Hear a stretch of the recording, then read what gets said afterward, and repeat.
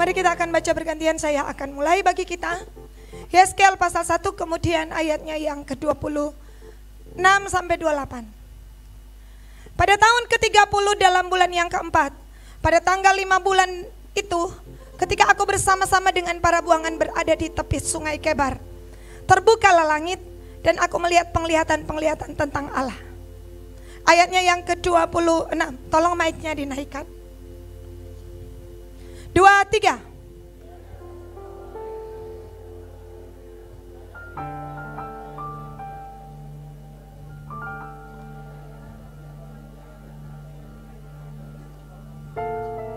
Dari yang menyerupai pinggangnya sampai ke atas, aku lihat seperti suasana mengkilat dan seperti api yang ditudungi sekelilingnya. Dan dari yang menyerupai pinggangnya sampai ke bawah, aku lihat seperti api yang dikelilingi sinar. 28.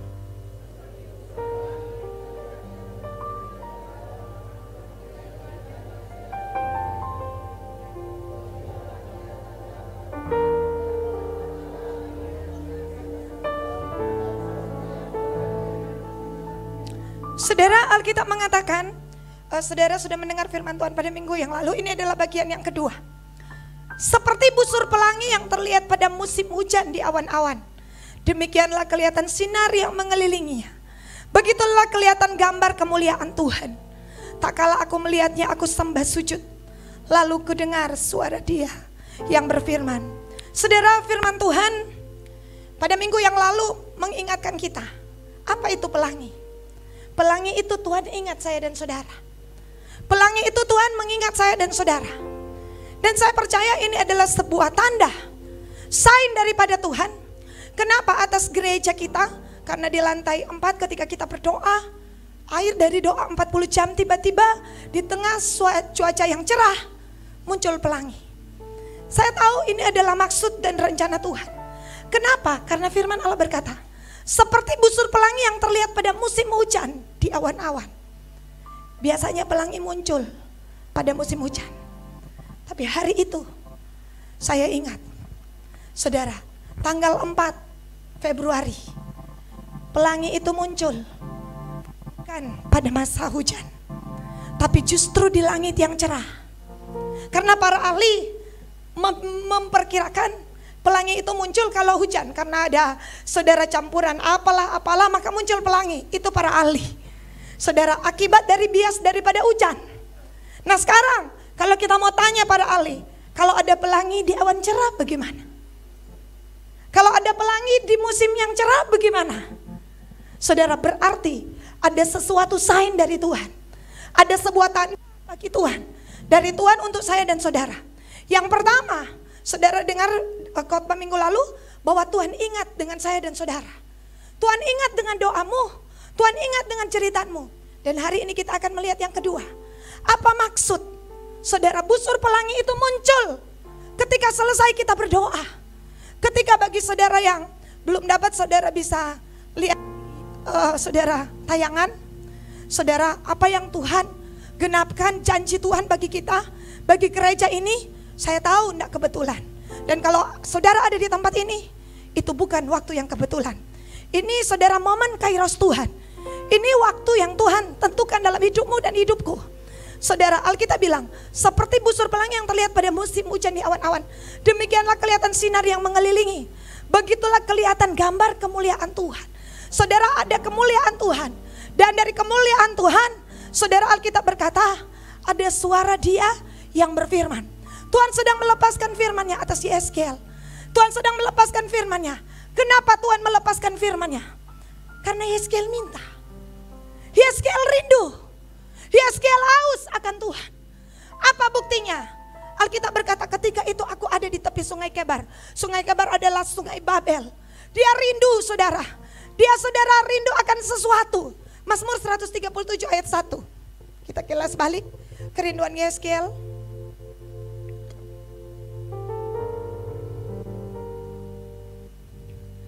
Di tepi sungai-sungai Babel, di sanalah kita duduk sambil menangis. Apabila kita mengingat Sion, ayat 2. Kita menggantungkan kecapi kita.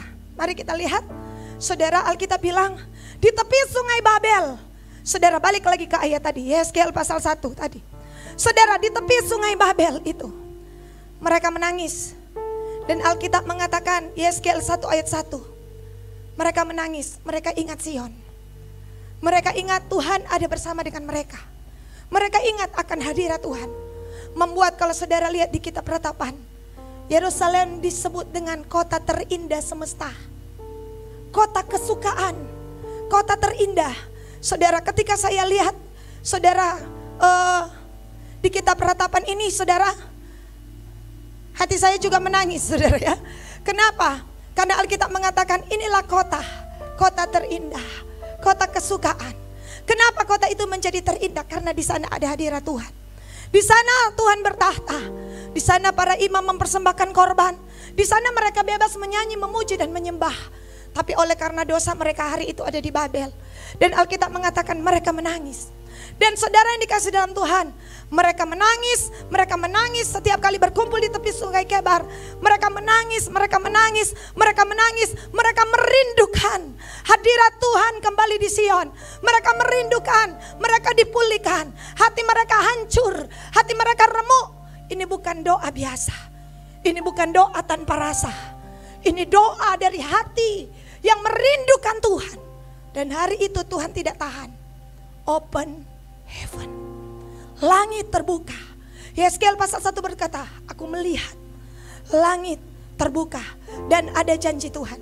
Kenapa seperti busur? Karena busur saudara tapi tidak ada panahnya. Karena busur panah itu lambang peperangan. Hari itu Tuhan cuma kasih busur. Kalau letakkan, jadi kalau ada busur zaman itu, busur ditaruh di tempat berarti peperangan itu berhenti. Berarti berdamai. Hari itu busur Tuhan taruh di awan. Hari itu Tuhan murka. Tetapi pada saat itu juga Tuhan ingat akan ciptaannya. Tuhan ingat akan kasih setia Tuhan. Tuhan ingat bahwa manusia ini dibentuk dengan tangannya, dijadikan serupa dan segambar dengan Dia. Hari itu Tuhan berkata, sayang, kita berdamai. Aku meteraikan busur ini tanpa panah di awan, sebagai mengingatkan kamu bahwa aku ingat kepadamu dan mengingatkan aku bahwa aku pernah berjanji bahwa sekalipun sesaat saja aku murka, tapi seumur hidup aku bangkit dan menyayangi kamu. Itulah janji tentang busur. Hari itu muncul busur pelangi. Saudara, tanda apa? Tuhan berkata kepada Yeskel, Yeskel, kamu akan lihat sesuatu yang besar. Aku akan pulihkan negeri ini. Aku akan pulihkan orang-orang ini. Kamu akan lihat Sion akan kembali. Makanya saudara lihat Yeskel 47. Ending dari semuanya kan Yeskel 47 dan 48. Kembali Tuhan memulihkan gerejanya. Dan Alkitab berkata, Yehova Syama, Tuhan hadir di situ. Saudara Yeskel dibawa di tulang-tulang kering yang kemungkinannya tidak bisa hidup. Dan Tuhan berkata, Yeskel, ke depannya aku akan lakukan perkara yang besar. Kenapa saudara? Dari sebuah tangisan. Itulah sebabnya saya katakan kepada saya dan saudara, hari-hari ini seberapa besar kerinduan kita akan Tuhan, demikianlah Tuhan akan hadir kepada kita. Kalau kita gak rindu akan Tuhan, Tuhan juga, saudara ya, gak mau hadir dalam hidup kita. Kenapa? Karena kita tidak benar-benar mengingini Tuhan.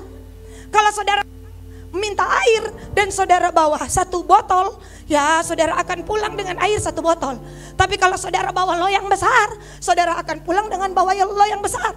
Pemazmur berkata, bukan loyang Tuhan, ya botol Tuhan, seperti rusa yang merindukan sungai. Makanya Tuhan kasih pada dia gelombang. Tuhan kasih dia kepada dia air terjun, deru air terjun. Kenapa dia gak mau pulang bawa botol? Dia gak mau pulang bawa wadah kecil. Saudara, dia ingin intensitas hadirat Allah menjamah dia. Dia tenggelam di sungai itu. Seberapa besar keinginanku danmu untuk datang kepada Tuhan? Apakah dengan sekedarnya? Oke Tuhan, engkau jamah dan tidak jamah, aku tidak peduli. Penting aku datang. Ataukah engkau menginginkan? Mereka menangis berbulan lama-lamanya. Dan Tuhan tidak tahan. Open heaven, surga terbuka. Sedemikianlah Tuhan akan menyatakan dirinya ketika engkau dan aku rindu akan Dia. Amin. Ketika orang jatuh cinta, dia akan rindu berjumpa. Ketika suami saya rindu bertemu saya padahal kemarin baru datang, Saudara, apa yang dia lakukan? Saudara, tiba-tiba dia kata, "Oma, sore tak tinggal tuh dompet." Nen tahu ada saya tinggal sendiri. Kenapa saudara? Supaya ada alasan untuk datang. Untuk apa? Ambil dompet. Padahal sengaja. Tapi opa bilang, sebenarnya betul ini. Ya, kalau maring tak tinggal bungkusan. Hari ini tak tinggal dompet. Saudara ya, kenapa? Ada sebuah kerinduan. Ada sebuah kerinduan. Opa bilang begini, "Piambe Jo, tak tinggal di mana, Mon?" Waktu itu di kamar mandi, opa. Oh, saya saudara ada di dapur. Dan saudara Bapak Gembala pergi ke kamar mandi dan kita keluar dari dapur. Bapak ya, oh belum Pak waktu itu. Bapak Kak Mon, tinggal dompet kok. Ya, orang rumah kecil, masa boleh kesasar di dapur cuma mau cari kamar mandi? Merindukan bukan dompetnya. Padahal di dompet ada isi, tapi dia merindukan lebih kalau boleh kuliah.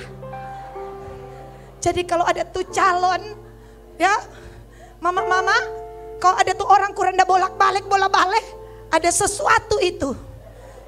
Nah, bagaimana kita dengan Tuhan? Apakah kita merindukan Tuhan? Saudara ya, Pak Jemi katakan, "Ibu, tahun lalu banyak Alkitab tak tinggal." Kok nak Pak Jem? Kita cerita bilang, "Taso umumkan yang tak tinggal Alkitab." Nggak ada yang mengaku tak tinggal. Mar kalau ada HP tak tinggal, charge Pak Jem, ada tapi charge. Betul ini Pak Jem, charge. Yang hitam Pak Jem, yang dia mau balik tanya Pak Jem, "Oh tenang, ada simpang." Mar kalau Alkitab biar ada nama leh, nyak mau ambil.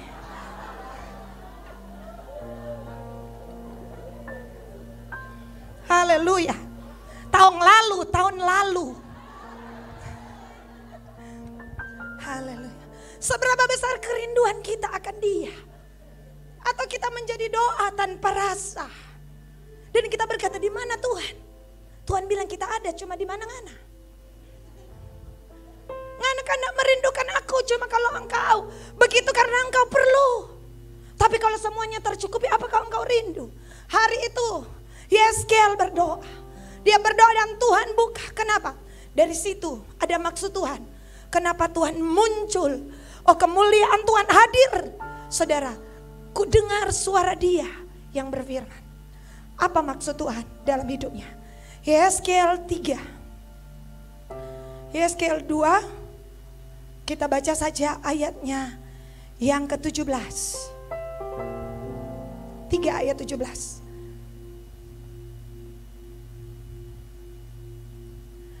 16 dulu baru 17. 2, 3. Sesudah 7 hari datanglah firman Tuhan kepadaku.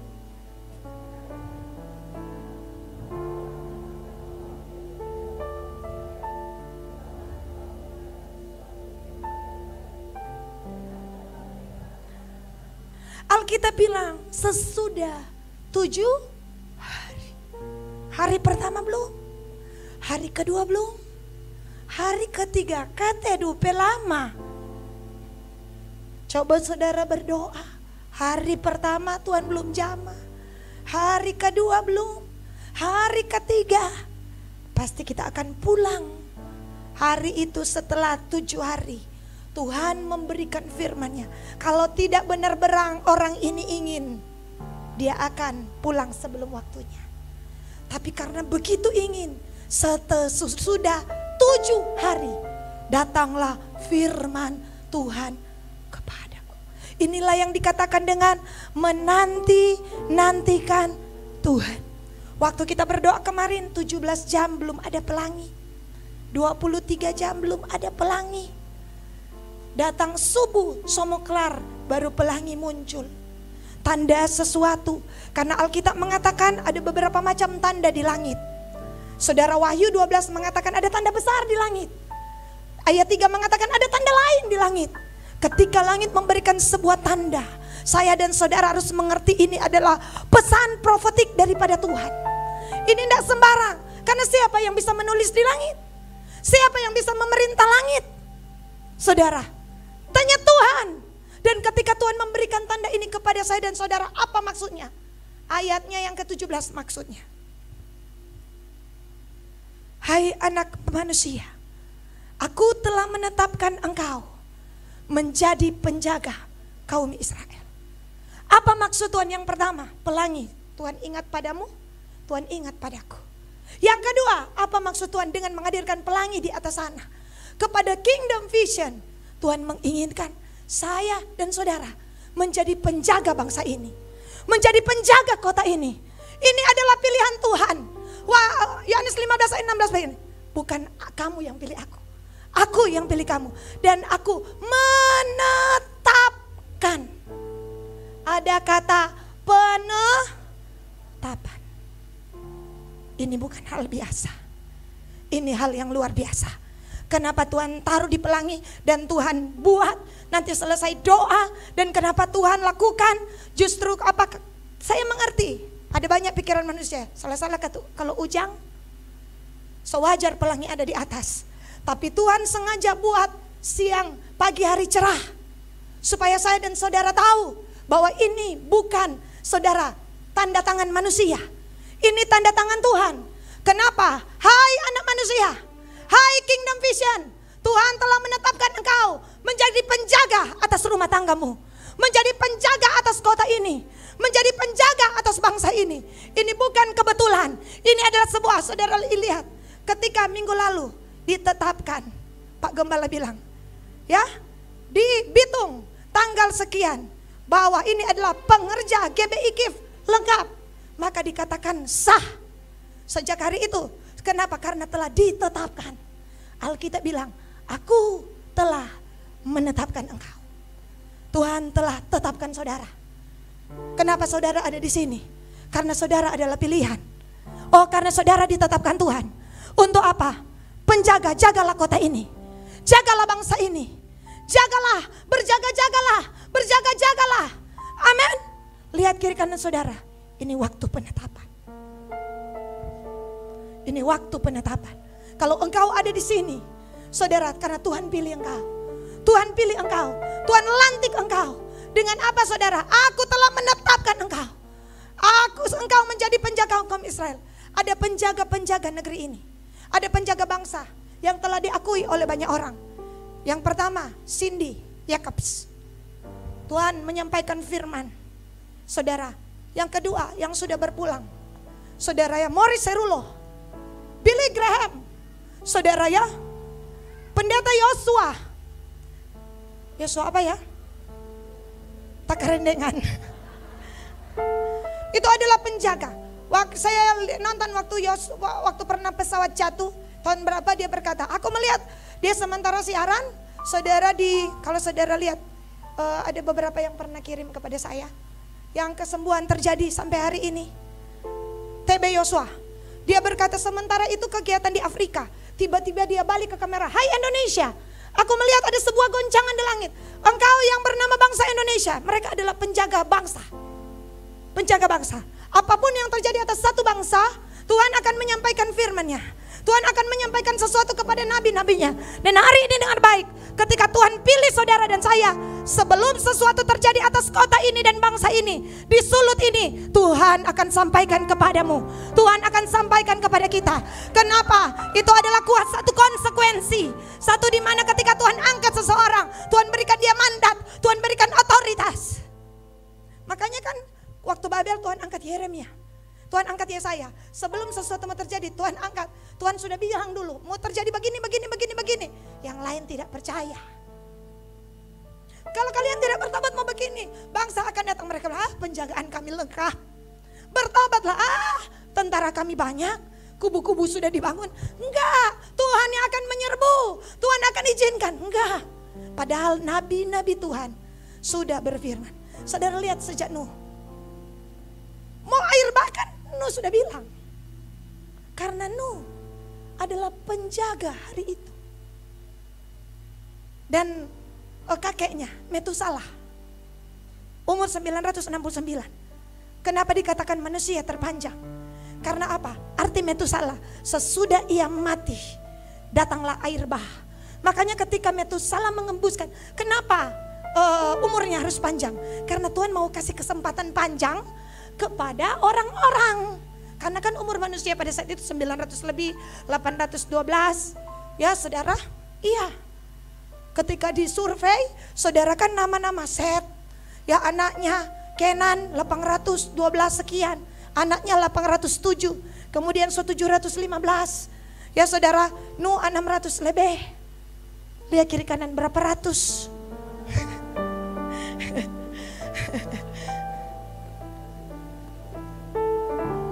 Ada mati di 930. Saudara, ya. Makanya saya katakan, hari itu ada penetapan. Hari ini juga ada penetapan. Tuhan angkat kita. Itu tanggung jawab kita. Dan Tuhan berkata, kamu akan, bila mana engkau mendengarkan sesuatu firman daripadaku, ingat dengan baik. Dengar dari Tuhan. Dengar dari Tuhan. Tuhan akan bicara lewat mimpi, penglihatan. Ketika Roh Kudus tercurah, aku akan mencurahkan Rohku ke atas semua manusia. Anak laki-laki dan perempuan akan bernubuat. Apa bernubuat? Menyampaikan sesuatu yang daripada Tuhan. Penglihatan. Orang tuh akan mendapatkan mimpi-mimpi profetik. Bukan mimpi-mimpi saudara kesibukan atau mimpi-mimpi bunga tidur. Perhatikanlah. Bahkan Tuhan akan mulai berbicara kepadamu lewat sesuatu hal. Kenapa? Alam rohanimu Tuhan buka. Be open. Oh, aku deklarasikan saat ini, sebagaimana Tuhan menyampaikan firman, biarlah kepekaan rohani, mata yang tajam untuk melihat visi ilahi terbuka dalam hidupmu. Biarlah sebuah kepekaan, kesensitifan untuk menangkap apa yang Tuhan firmankan. Terjadilah dalam nama Tuhan Yesus. Itulah sebabnya, saudara, apa kata penjaga? Penjaga pertama saudara harus tahu. Penjaga pertama itu Adam. Kejadian 2 ayat 15. Mari kita lihat.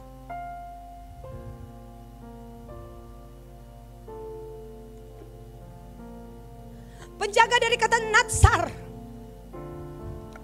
Tuhan Allah mengambil manusia itu dan menempatkannya dalam Taman Eden untuk mengusahakan dan ini dia, memelihara atau menjaga.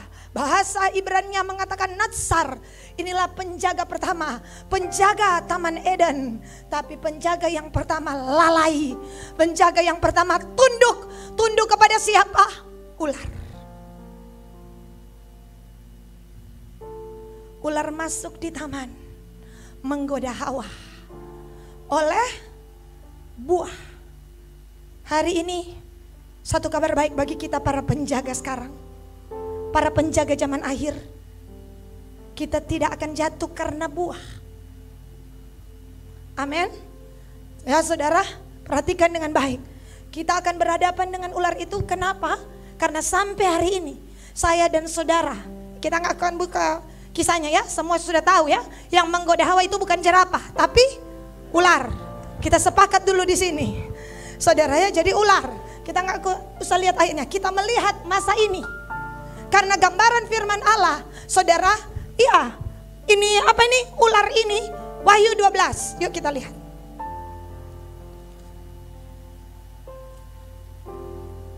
Wahyu 12. Mari penjaga, kita lihat penjaga bangsa. Wahyu 12 ayat pertama dan ayat kedua. Ayat pertama dan ayat ketiga.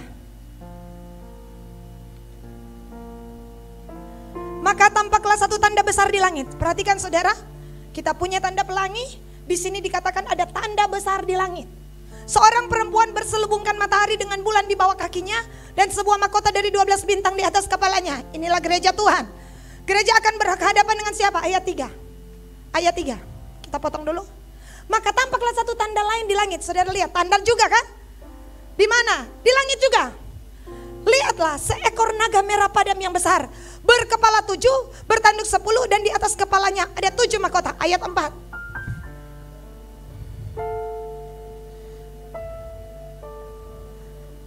Ekornya menyeret sepertiga dari bintang-bintang di langit, melempatkan ke atas bumi. Perhatikan, dan naga itu berdiri di hadapan perempuan. Saya dan saudara para penjaga, kita berhadapan dengan naga. Tapi saya mau kasih tahu, ini berhadap-hadapan ini. Berhadap-hadapan. Tapi saya mau kasih tahu, saudara, ending daripada naga ini. Saudara harus tahu. Karena yang lain coy. Naga. Saudara, ya. Wahyu pasalnya yang ke-20 ayat 2.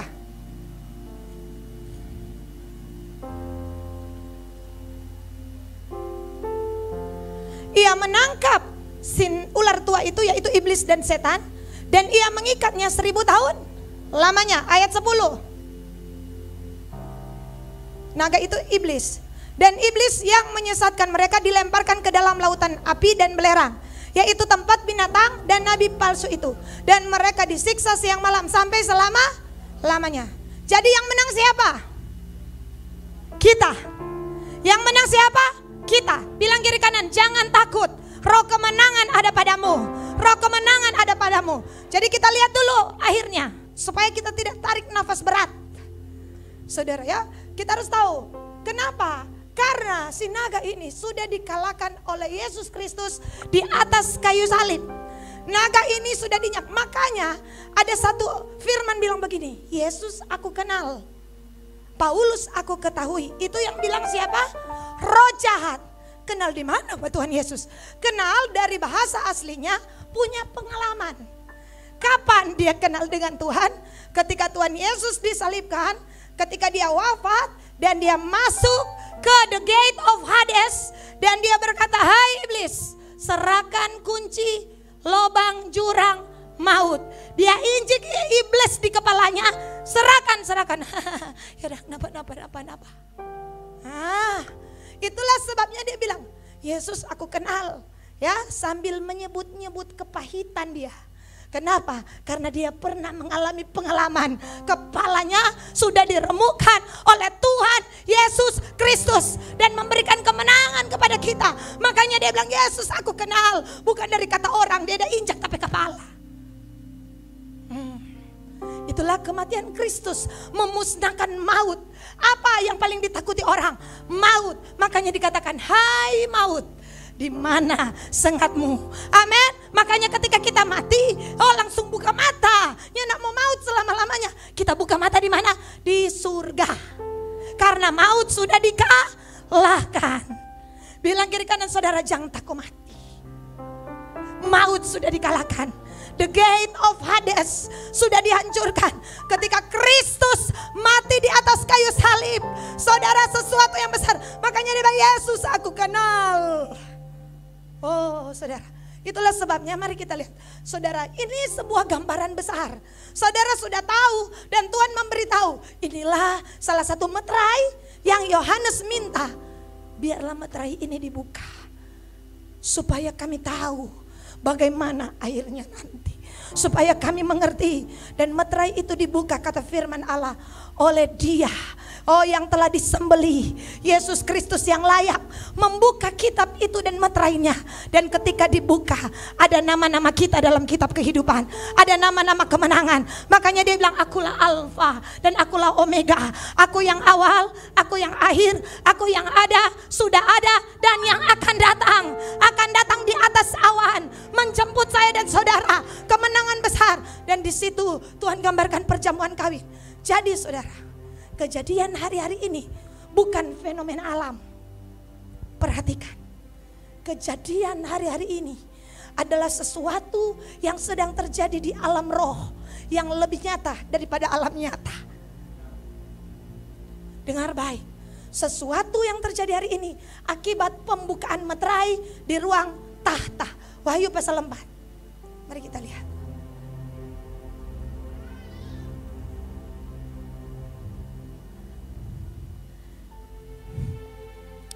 Wahyu pasal 4, saudara lihat ayatnya yang kelima. Tolong seorang bacakan.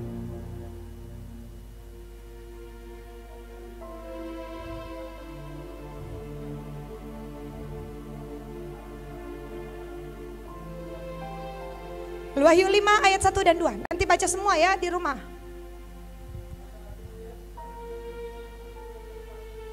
Ya. Ya.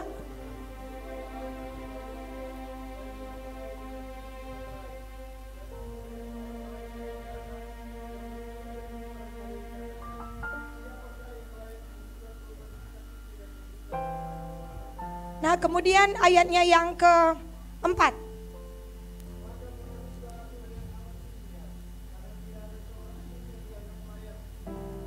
Wahyu 5 ayat 4, betul Pak Roy. Ayat 5, tolong di-slide-kan.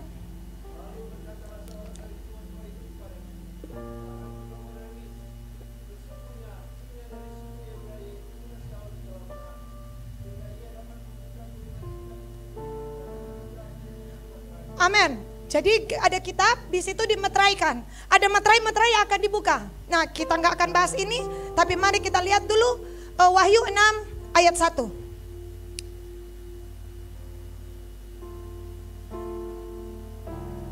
Ya, mari baca.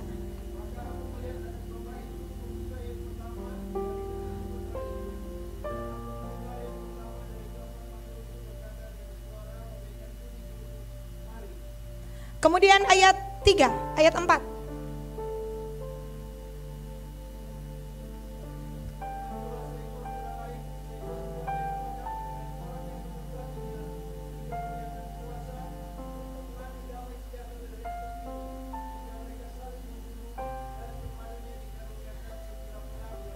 Ya, terima kasih Pak Roy. Itu ayat 5. Saudara lihat, pembunuhan yang terjadi di alam nyata akibat pembukaan meterai di alam roh. Sesuatu yang terjadi di bumi. Karena apa saudara? Ada sesuatu yang terjadi di alam roh sana. Amin. Kalau saudara baca terus, termasuk penyakit sampar, itu ada di ayatnya yang ke-5. Kita lihat.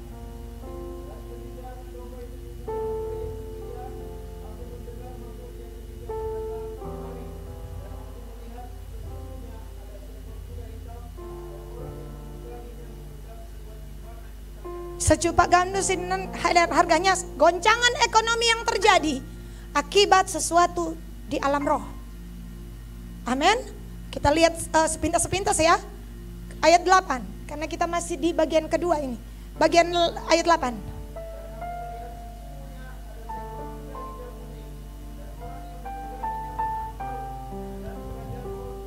Sama-sama kita baca.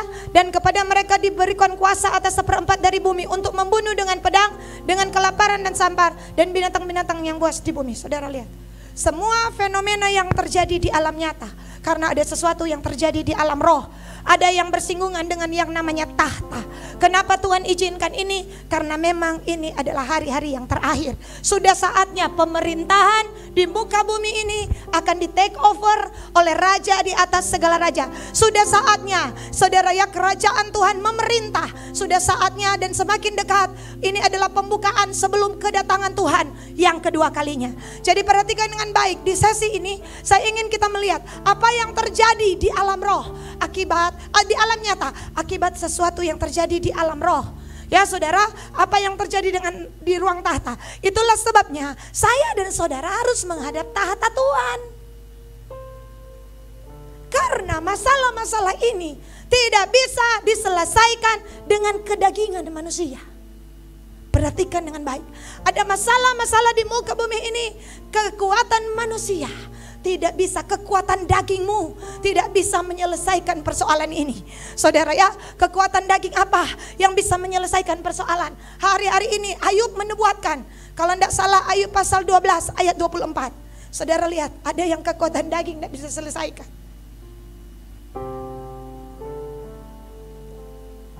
Ayub 12 ayat 24.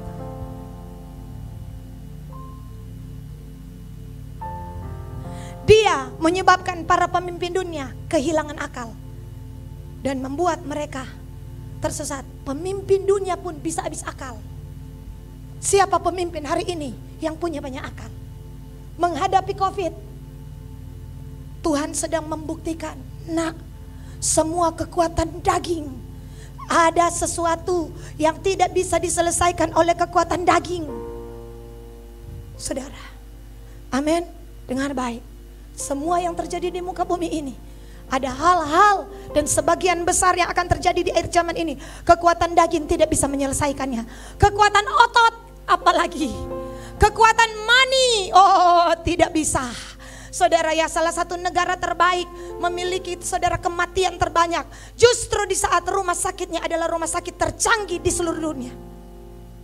Kekuatan daging, kekuatan power, kekuasaan seseorang tidak akan bisa. apalagi uang seseorang, tidak akan bisa. Uang, kedudukan, otot akan sampai pada masanya kehilangan kekuatan. Tapi entahlah, ada sesuatu kuasa yang dapat menyelesaikan persoalan ini. Itulah kuasa doa. Itulah kuasa doa. Doa melebihi kekuatan akal. Doa melebihi kekuatan daging. Doa melebihi kekuatan uang. Doa itu unlimited. Doa itu tidak terbatas. Apa yang tidak bisa diselesaikan oleh daging bisa diselesaikan oleh doa. Makanya Daud berkata, Tuhan akan menyelesaikannya bagiku, bagimu. Apakah masalahmu hari ini? Kita punya Tuhan yang ajaib. Kita punya kuasa. Kita punya power. Kenapa? Karena doalah yang menembus ruang tahta. Doalah yang menembus, saudara, atmosfer yang tidak bisa ditembusi oleh uang, kekayaan, kekuatan manusia. Tapi doa sampai ke ruang tahta. Itulah sebabnya mari kita menghampiri tahta kasih karunia dan menerima pertolongan tepat pada waktunya. Dengar dengan baik. Apakah engkau sampai di titik kekuatanku habis? Benar. Karena hanya doa yang mampu melakukan. Kekuatan daging tidak bisa. Kekuatan otak hilang akal. Kita ambil saja standar pemimpin dunia. Adakah masalahmu? Makanya para raja gelisah. Kenapa mereka dapat mimpi? Dan Alkitab mengatakan mimpi itu menggelisahkan seorang raja yang sangat besar. Namanya Nebukadnezar. Tapi Daniel bilang, Tuhan yang kami sembah adalah Tuhan yang mengangkat dan menurunkan. Dia sanggup mengurai benang kusut sekalipun. Apakah masalahmu seperti benang kusut? So baku gale, baku sambung, baku gale, baku sambung. Ya saudara, Tuhan mampu. Makanya raja-raja dunia pernah bilang pada Yusuf, adakah orang seperti engkau? Aku namakan engkau Safnat Paenah, karena aku akui di dalammu ada roh yang besar. Karena apa? Dia hilang akal. Kalau mau kelaparan besar mau bagaimana? Oh, Yusuf bilang gampang. Tuhan yang aku sembah memberitahu kepadaku bahwa tampung gandum 7 tahun. Kita buat lumbung-lumbung. Setelah itu kita buat begini. Kenapa? Karena Firaun itu gelar. Itu gelar seseorang. Pada zaman itu negara yang terkenal paling tinggi dengan abad yang paling mutakhir, yaitu Mesir, kehilangan akal. Tapi muncul seseorang yang dipenuhi oleh Roh Kudus, yang diberikan hikmat, diberikan kekuatan. Demikianlah hal yang sama. Tuhan akan beri saudara kekuatan. Tuhan akan berikan saudara hikmat untuk mengelola, untuk melakukan sesuatu. Ada multiplikasi, ada multi ganda karunia yang akan Tuhan berikan kepadamu. Bukan hanya di soal rohani, tapi di soal jasmani. Tuhan akan tambah-tambahkan keahlianmu. Tapi ingat, semua itu untuk kemuliaan bagi nama Tuhan. Dengar baik. Itulah sebabnya mari kita sadar bersama-sama. Saya ketika merenungkan ini, iukah Tuhan, berarti orang punya kekuatan yang mau sanggup. Tapi untung ada kekuatan Tuhan lewat doa.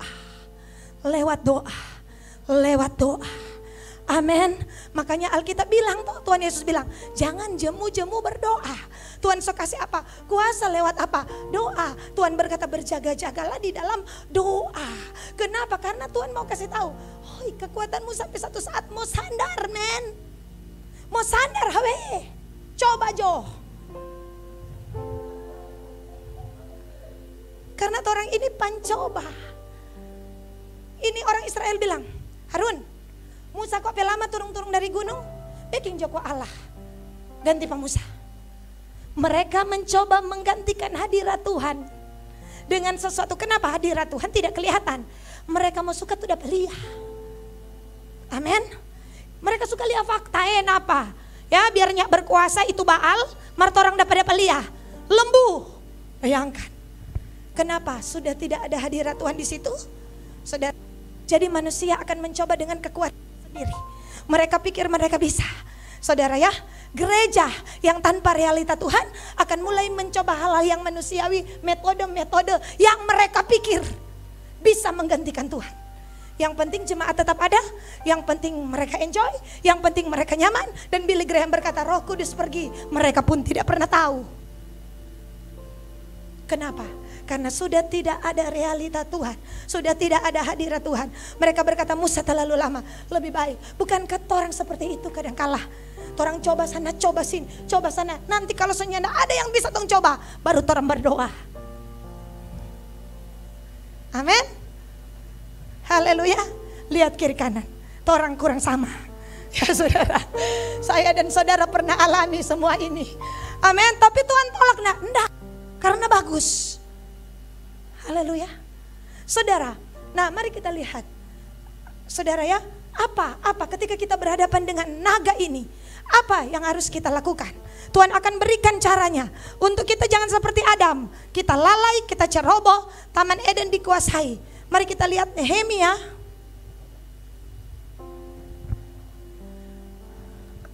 Nehemia pasal 1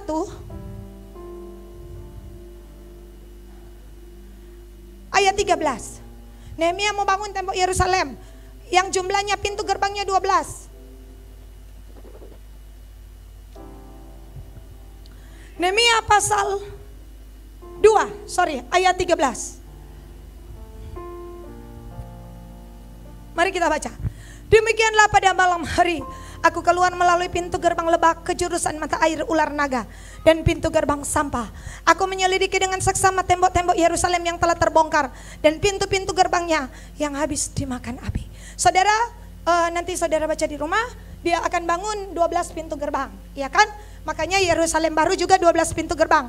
Barat 4, timur 4, selatan 4, yang utara 4, 12. Jadi ada 12 pintu gerbang. Kita sudah pernah membahas pintu gerbang domba, kita sudah pernah membahas pintu gerbang mata air, pintu gerbang ikan. Hari ini kita melihat pada malam hari ternyata ketika pembangunan itu akan dimulai, dia harus masuk lewat ini. Demikianlah pada malam hari aku keluar melalui pintu gerbang lebak ke jurusan mata air ular naga dan pintu gerbang sampah. Jadi ada 2 pintu gerbang, pintu gerbang lebak, pintu gerbang sampah. Nah saudara, ada hal yang aneh di sini. Karena berarti kan tak tinggal 10 dari 12. Untuk membangun 12 ini, dia harus masuk lewat di sana. Dan Alkitab mengatakan, dia melewati ini. Mata air, ular naga. Siapa tuh ular naga ada di situ? Apakah ini hal yang kebetulan? Tidak. Karena saudara tahu, tempat di mana dibangunnya pintu gerbang. Ada yang tahu berapa lama Nehemia bangun itu? Rekor 12 pintu gerbang dibangun dengan berapa lama? 52 hari. 1 bulan lebih. Nggak tiki 2 bulan. Dia bangun semua itu, termasuk pintu gerbang lebak. Dengan Alkitab bilang, sebentar sebelum kita lihat ini Nehemia 3 dulu kita lihat. Nehemia 4 ayat 14. Dengan judul kewaspadaan terhadap orang-orang yang menentang pembangunan. Ayat 14. Ya, ku amati semuanya lalu bangun berdiri dan berkata kepada para pemuka dan para penguasa dan kepada orang yang lain, jangan takut terhadap mereka. Ingatlah kepada Tuhan yang maha besar dan dahsyat dan berperanglah untuk saudara-saudaramu, untuk anak laki-laki dan anak perempuanmu, untuk istri dan rumahmu. Kemudian Alkitab berkata di dalam ayatnya yang ke-15. Ini sementara pembangunan, saudara. Ketika didengar musuh bahwa rencana mereka sudah kami ketahui, bahwa Allah telah menggagalkannya, maka dapatlah kami semua kembali ke tembok masing-masing ke pekerjaannya. Ayat 16. Sejak hari itu sebagian daripada anak buahku melakukan pekerjaan, sebagian lagi memegang tombak perisai dan panah, mengenakan baju sirah, sedang para pemimpin berdiri di belakang segenap kaum Yehuda. Saudara, mereka bangun tombak, setengah pegang apa ini? Apa kata? Tropol, setengah pegang pedang. Saudara bayangkan ini pembangunan, setengah berjaga-jaga. Kenapa? Karena kalau 12 pintu gerbang ini tidak terbangun, saudara, Nehemia 1 ayat 3 berkata, keadaan Yerusalem akan terbongkar. Musuh bisa masuk. Keadaan saudara akan ada pembunuhan besar-besaran. Akan ada saudara ya musuh yang mengintai. Kenapa tidak ada tembok perlindungan? Hari ini mari kita pikirkan secara rohani.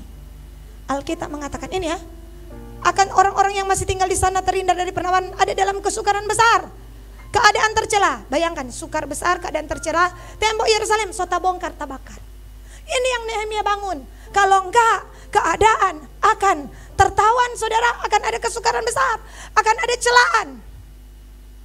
Makanya hari ini penjaga bangsa, saudara sedang bangun sesuatu yang ajaib. Saudara sedang bangun, saudara berhadapan dengan naga itu. Tapi kita harus tahu bagaimana strategi, the token. Saudara ya, ada kunci untuk mengalahkan naga.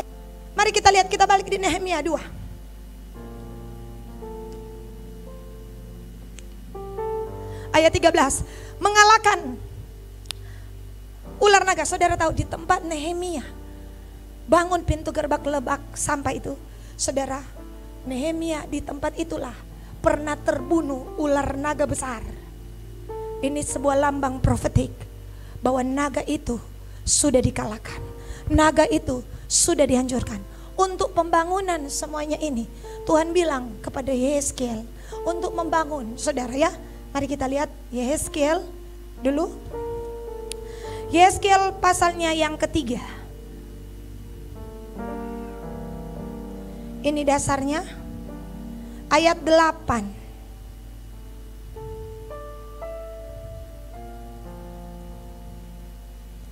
Yehezkiel 3 ayat 8.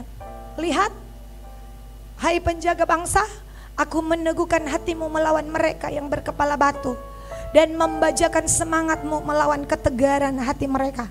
Ayat berikutnya 9. Lebih keras dari batu kuteguhkan hatimu, janganlah takut kepada mereka, dan janganlah gentar melihat mukanya, sebab mereka adalah kaum pemberontak.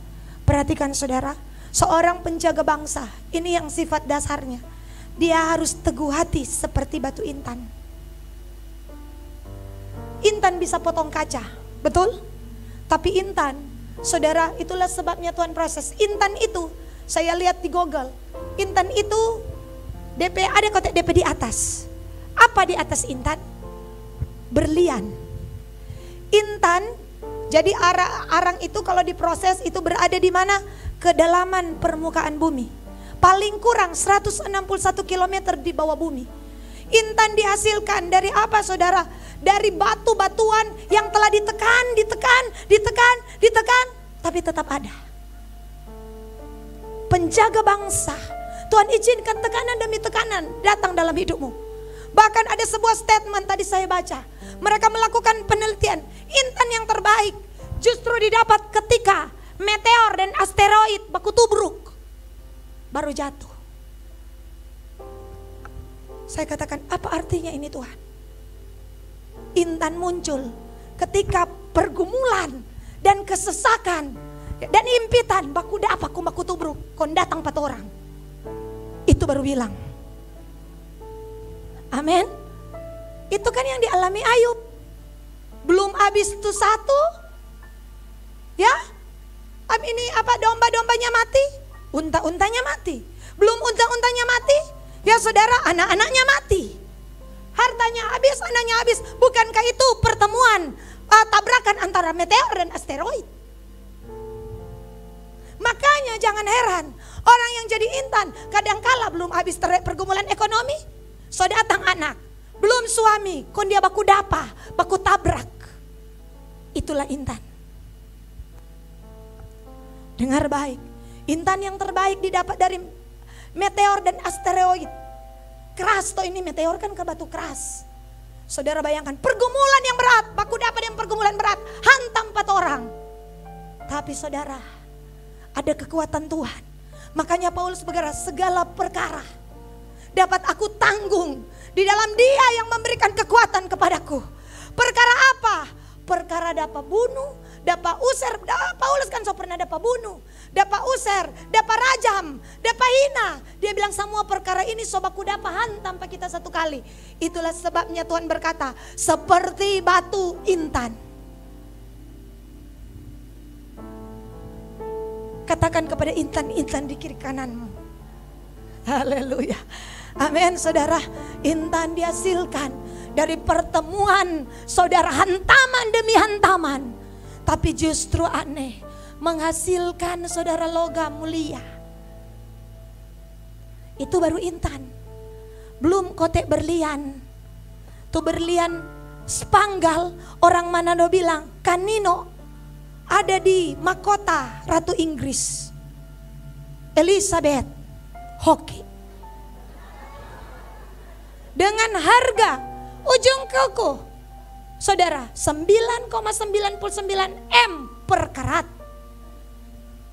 Dan tahu itu berapa karat? Mahal sekali. Karena intan belum habis proses utuhan. Tadi dang ibu sudah pahantam? Belum. Mau jadi berlian melewati apa proses pemotongan, penjernihan. Itu tuh orang bilang cutting, saudara, clarity. Wah saudara, ya saudara, pemotongan berapa kali potong? Terserah. Semakin banyak potong akan sisi-sisinya, makanya kan dia berkilau. Kalau clarity, supaya lihat, kalau dia bening bercahaya, terang mahal. Makanya Tuhan bilang bangkitlah, menjadi teranglah. Sebab brightness, terang Tuhan terbit atasmu. Amin. Tanya kiri kanan saudara. So di proses mana, pemotongan kah? Atau penjernihan kah? Haleluya. Haleluya. Ini boleh mau jadi penjaga bangsa kalau nyenek jadi batu intan. Mau menyerah karena akan berhadapan dengan naga itu. Naga itu bicara ular beludak. Apa tuh ular beludak? Imam-imam Farisi, ahli-ahli Taurat. Mereka menyerang, ya dipakai iblis mengeluarkan roh intimidasi. Makanya jangan heran, saudara yang mau jadi intan, percayalah, saudara akan mendengar, akan berhadapan dengan kata-kata kadang-kala kasar, kadang-kala jahat. Tetapi saudara tidak pernah menyerah, saudara mengasihi, saudara mengampuni, karena saudara adalah intannya Tuhan. Kalau bilang kita tersinggung, tasone mau berarti bukan intan. Karena intan tidak instan. Ada yang murah dari bahan-bahan intan juga, namanya arang. Ada harga. Di sini ada pengusaha arang. Ada harga kata arang. Saudara, ya 1 kilo berapa Ibu Aumas pengusaha arang. Saudara, ada harga. Tapi arang, ada lagi hasil dari arang. Saudara, berguna, namanya pensil. Pensil alis termasuk. Kurang tambah DP warna, coklat. Berapakah harganya? 1 juta? Enggak. Alis termahal di dunia kalau 1 juta. Syahrini ini punya stok kalau 1 juta. Saudara boleh. Jadi saudara dan saya boleh tanya, mau jadi arang? Mau jadi, kan zaman dulu ada kalau nota kok, karbon. Tulis di sebelah, timbul di sebelah. Biar enggak terlalu jelas. Dia tidak brightly, dia tidak brightness, dia tidak terang. Ya saudara, kalau baking U jadi I. Pilihlah. Jadi pensil, jadi arang, atau jadi intan, atau jadi berlian.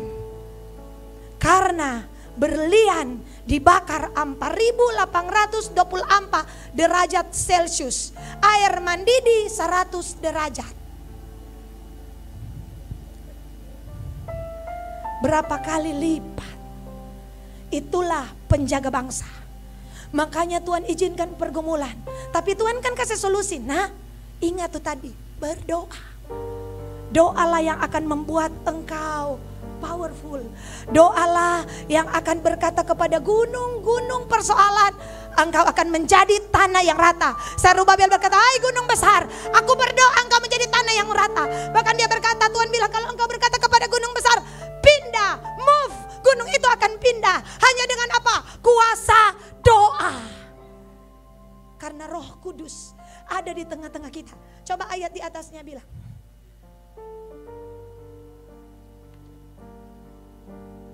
Menit saya selesai. Di atas.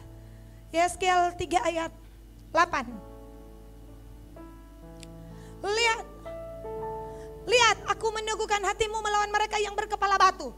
Karena orang melawan kepala batu. Kalau orang le kepala batu, haleluya, tegar tengkuk keras kepala. Jadi Tuhan mesti proses orang. Tuhan mesti teguhkan orang. Alkitab bilang, dan membajakan semangatmu. Ada kata apa? Baja. Ini tuh semangat 47. Saudara tidak pernah mundur, tidak pernah menyerah. Oh saudara, dan saya kaget ketika saya cari tentang baja. Ternyata baja juga melewati berapa proses. Dan baja terbaik akan dibakar di 3000 derajat Celcius. Kemudian masuk di dapur Copula Siemens. Itu Siemens itu DP nama penemu untuk pembakaran. Sekarang kan ada baja backing jembatan. Saudara lihat, ya kan? Benar saya ya. Bagi yang infrastruktur ya tertentu, proyek dengan miliaran, dengan triliunan, itu perlu baja. Tuhan bilang apa? Aku akan membuat semangatmu membaja, tidak pernah menyerah. Amin. Tidak pernah gentar. Biar dapat singgung, biar dapat marah, tetap maju. Biar tidak ada doi, biar tidak ada harta. Amin. Biar so diberkati, tetap setia. Itu baru bilang baja. Kenapa? Karena orang itu pernah melewati proses oleh Tuhan. Dan dia menang. Amin. Saudara, jadi apa yang Tuhan taruh di atas sana, saudara, haleluya, maknanya ajaib. Dan Tuhan akan menguatkan kita di masa susah. Tuhan akan menolong kita di masa kekuatan kita. Makanya tadi dikatakan untuk menghabisi ular naga itu, perjalanannya harus dimulai. Nehemia 2 ayat 13. Nanti kita lihat berikut, masih ada 3 poin menghadapi naga ini.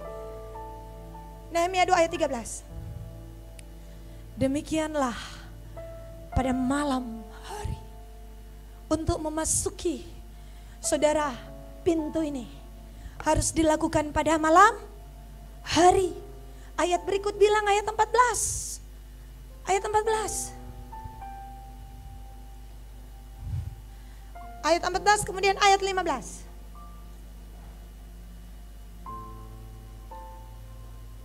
Aku naik ke atas melalui wadi pada malam hari.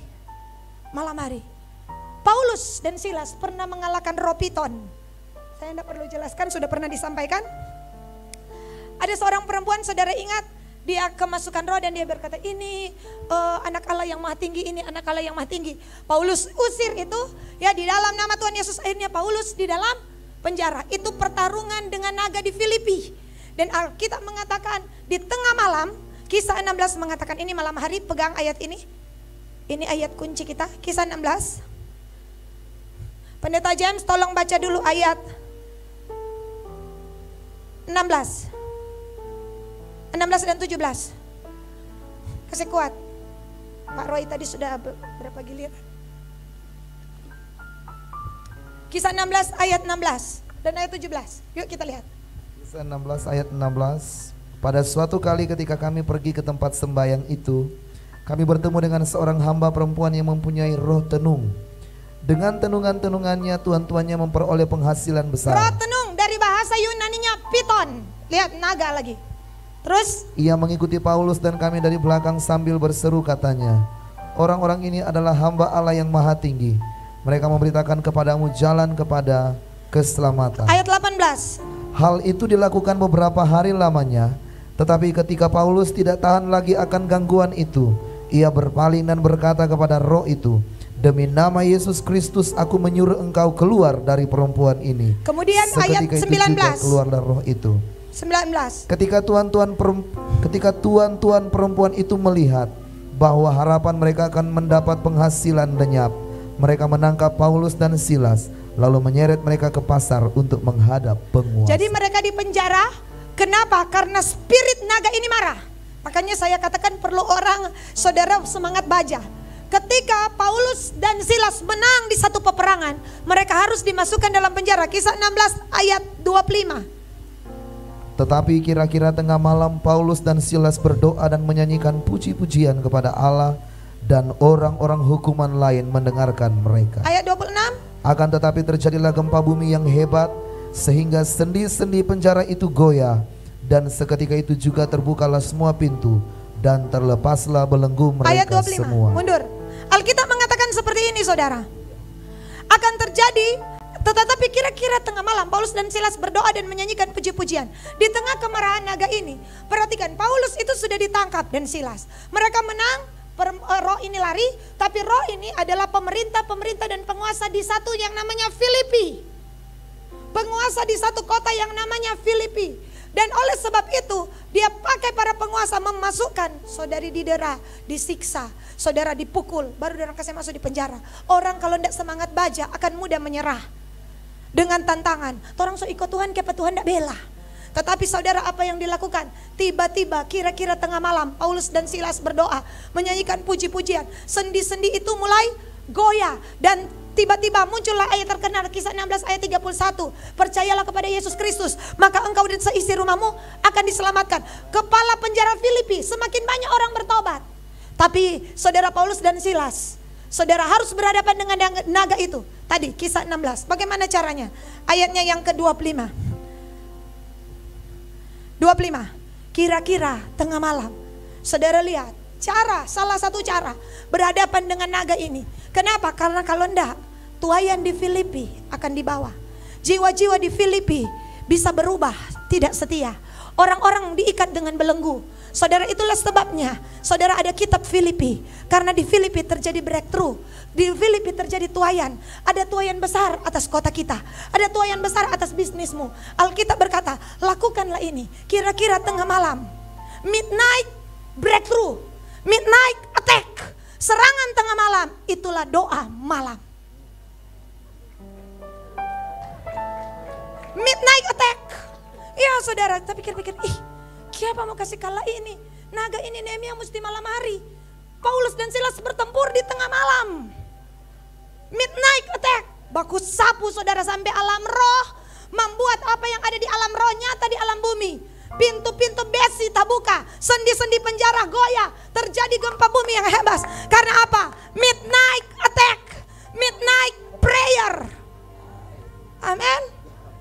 Saudara, penjaga bangsa harus masuk dalam titik ini. Karena kalau saudara lihat di Hakim-Hakim Gideon, kan Tuhan bilang, mereka menabur, belum seorang so ambeh. Ekonomi jadi kalang kabut. Saudara, zaman Gideon itu Hakim-Hakim 6, tidak ada penghasilan, jadi susah, jadi sulit, morat-marit Israel. Gideon perang tengah malam. Pada tengah malam, makanya pakai obor. Dengan 300 orang pada tengah malam. Itulah masa berjaga-jaga. Dan saudara harus tahu, Tuhan menyuruh Musa membelah laut Teberau di tengah malam. Semalam-malaman air itu terbelah dua. Kenapa? Ada waktunya. Karena midnight attack, midnight prayer adalah kuasa yang Tuhan beri bagi penjaga bangsa. Oleh sebab itu, mulai Rabu Kamis sudah ada jadwal. Jumat tidak, karena Jumat harus seluruh. Tapi Kamis, Rabu, so ada. Ibu Lisa Sebeking, tim PW berkolaborasi dengan misalnya tim care. Jadi sudah ada penjaga, seluruh jemaat boleh datang. Tetapi sudah ada penjaganya. Kamis, ya saudara, tim Asyar dengan tim Menara Doa. Saudara akan berjaga-jaga. Ya saudara, untuk apa saudara? Kita akan lakukan midnight attack. Saudara, puji-pujian kepada Allah. Nanti Tuhan yang berurusan membuka pintu-pintu penjara, membuka palang-palang besi, membuka pintu yang tertutup dalam rumah tanggamu, dalam keluargamu, melindungi kota ini, menjaga supaya tuayan, jiwa-jiwa yang bertobat tidak dirampas, bayi-bayi tidak keguguran. Karena Alkitab mengatakan ada keguguran bayi, bayi belum riki lahir, orang belum riki bertobat, so berbalik di dosa. Kenapa? Karena tidak ada penjaga. Konsekuensi penjaga, saudara, ini. Tapi berkat penjaga, Tuhan buka langit. Pilih mana? Tanggung jawab penjaga, doa. Tanggung jawab Tuhan, open heaven. Maukah saudara hidup dalam open heaven? Jaga bangsa, jaga kota. Amin. Di tengah malam. Jemaat yang belum pernah ikut doa malam, doa malam. Orang baku sapu kok cuma 3 jam. Ada penjaga setia Rabu, ya. Rabu so ada penjaga. Kok abis tutup toko biar talia ya. Setengah lain kali kok. Haleluya. Tetap jaga. Bukan cuma jaga toko, jaga bangsa. Ya iya saudara, Tuhan bilang kesejahteraan aku sudah tetapkan orang-orang ini. Kalau mereka tidak mau ambil tanggung jawab, Tuhan bisa pindahkan ke lain. Tuhan bisa utus orang lain. Tapi Tuhan buka open heaven kepada orang lain. Saudara pilih mana? Apakah kita siap berpartner? Amin. Midnight attack. Ya, bahasa Sangir Sadiki. Bilang kiri kanan, midnight attack. Serangan tengah malam. Karena hari Selasa, seluruh tim Menara Doa akan briefing. Menara Doa yang 6 jam akan naik konstelasinya menjadi 9 jam. Saudara, tambah malam kita berjaga-jaga. Karena efek daripada penjaga bangsa, aku akan mengutus kamu. Kemana Tuhan akan bawa kita? Saudara, Tuhan utus kita. Tidak boleh dengan kekuatan kita. Ayat terakhir sekali, Yesaya 62 ayat 6.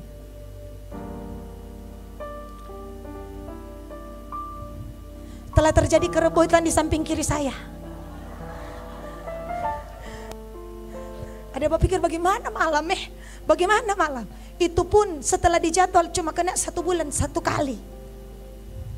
Bayangkan itu, kau nyandak hadir leh. Malaikat absen. Nanti ada DP ayat malaikat absen. Penjaga bangsa absen. Alpa, izin. Yuk kita baca sama-sama. 1, 2, 3. Di atas tembok-tembokmu hai Yerusalem, telah kutempatkan pengintai-pengintai. Sepanjang hari menara doa dan sepanjang malam. Mereka tidak akan pernah berdiam diri. Hai kamu yang harus mengingatkan Tuhan kepada Sion, janganlah kamu tinggal tenang, karena Sion diberkati, rumah tanggamu diberkati, usahamu diberkati, anak-anakmu pasti bertobat. Mari kita lakukan midnight attack, midnight prayer untuk merebut apa yang iblis ambil dari hidup kita, bahkan melipat gandakan tuaian yang sudah Tuhan beri. Tuhan memberkati. Shalom.